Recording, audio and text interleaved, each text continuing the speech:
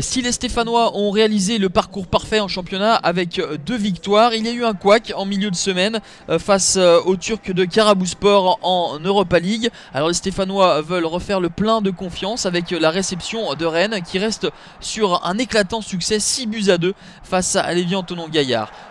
Peu de situations franches dans ce début de partie. On notera toutefois cette tentative de Kevin Monet-Paquet. Nous avons des Stéphanois qui dominent timidement face à des Rennais bien regroupés qui procèdent en contre. À l'image de celui-ci, ce magnifique renversement d'Ola Toivonen pour le Brésilien Pedro Henrique qui trouve le poteau de Stéphane Ruffier. Ensuite, Persic, l'ancien Sochalien, ne trouve pas le cadre.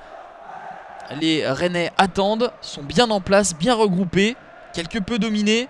Mais ce sont eux qui se procurent la principale situation de cette première mi-temps avec le Brésilien Pedro Henrique, l'une des nombreuses recrues du stade rennais. En parlant de recrues, c'est la première titularisation dans les rangs stéphanois de l'ancien rennais Kevin Théophile Catherine.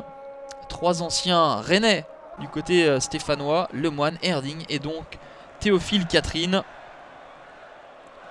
0-0 dans cette première période.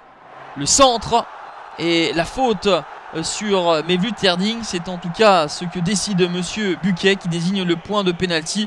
Le contact entre Cheikh Mbengue et Mevlut Erding semble peu évident.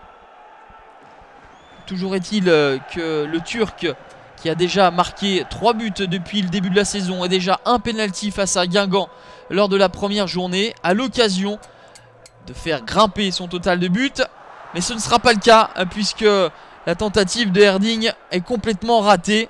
L'intervention de Costil est décisive. Il est vrai que Erding n'est pas franchement un spécialiste en la matière. Sur ses 80 buts inscrits en Ligue 1, 4 ont simplement été marqués sur penalty.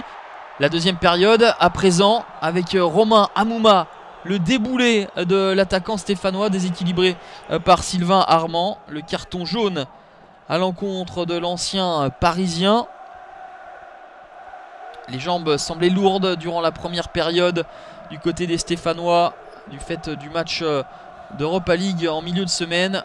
Mais par à coup, il y a des accélérations comme celle-ci de Romain Hamouma qui était tout proche de Salomé, mais la faute de Sylvain Armand est indiscutable. Le coup franc de Max-Alain Gradel.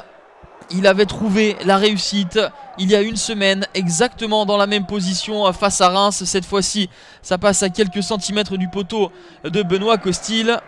Saint-Etienne n'y arrive pas.